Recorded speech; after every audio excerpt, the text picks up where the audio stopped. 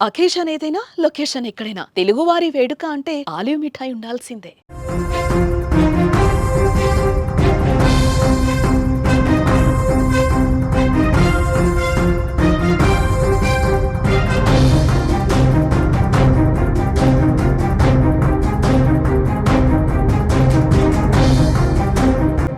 అయితే భారత్ వదిలిన బలూచిస్తాన్ మాత్రం పాక్ ను వదిలిపెట్టే ప్రసక్తే లేదంటోంది.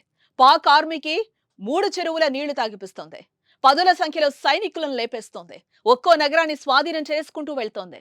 ప్రభుత్వ కార్యాలయాలు, పోలీస్ స్టేషన్లపై తమ జెండాలను ఎగురవేస్తోంది.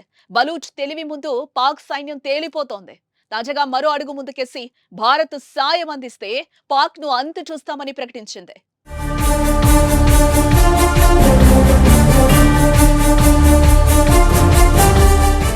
భారత్ పాక్ కాల్పుల విరమణ ఒప్పందం కుదిరాక భారతీయులు నిరాశకు గురయ్యారు. ఈసారి పాక్ అంతు చూసే వరకు భారత్ నిద్రపోదని భావించిన ప్రజలకు మోదీ నిర్ణయం కాస్త అసంతృప్తికే గురి చేసింది.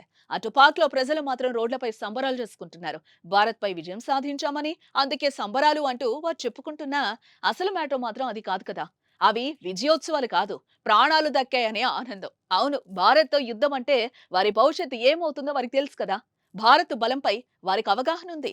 ఇండియన్ ఆర్మీ పూర్తిస్థాయి అటాక్ చేస్తే ప్రపంచ పటంలో పాక్ మిగలదని, తాము బతకడం కష్టమే అని వారు భావించుంటారు. కానీ సీజ్ ఫైర్ ఒప్పందానికి భారత్ ఒప్పుకోవడంతో బతికాంరా బాబు అని ఆనందంతో రోడ్లపైకొచ్చారు. దానికి యుద్ధంలో విజయం సాధించామని సంబరాలంటూ కవరింగ్ ఇచ్చారు.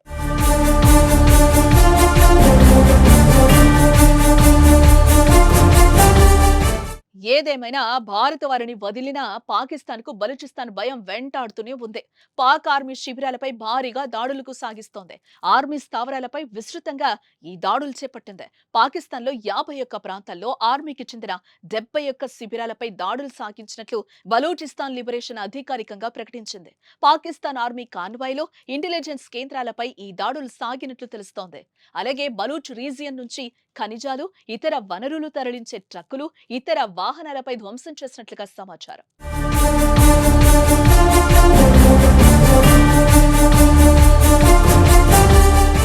ఈ క్రమంలో బలూచ్ లిబరేషన్ ఆర్మీ కీలక ప్రకటన చేసింది. భారత్ కు మద్దతు ప్రకటించిన బలూచ్ లిబరేషన్ ఆర్మీ పాకిస్తాన్ పై దాడి చేయాలని విజ్ఞప్తి చేసింది.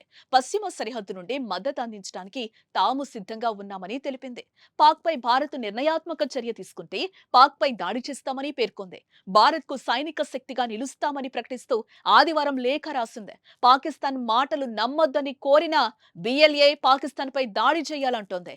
ఒకవైపు బలూచిస్తాన్ ఇంతలా విరుచుకుపడుతున్నా దానిపై మాట్లాడేందుకు పాక్ ముందుకు రావడం లేదు. సైనికులు చనిపోతున్నా ప్రకటనలు చేయకుండా దాచిపెడుతోంది. ప్రస్తుతం బలూచిస్తాన్ స్పీడ్ చూస్తుంటే ఇండియా వదిలిన బలూచిస్తాన్ మాత్రం పాకిస్తాన్ వదిలేటట్టయితే కనిపించడం లేదు.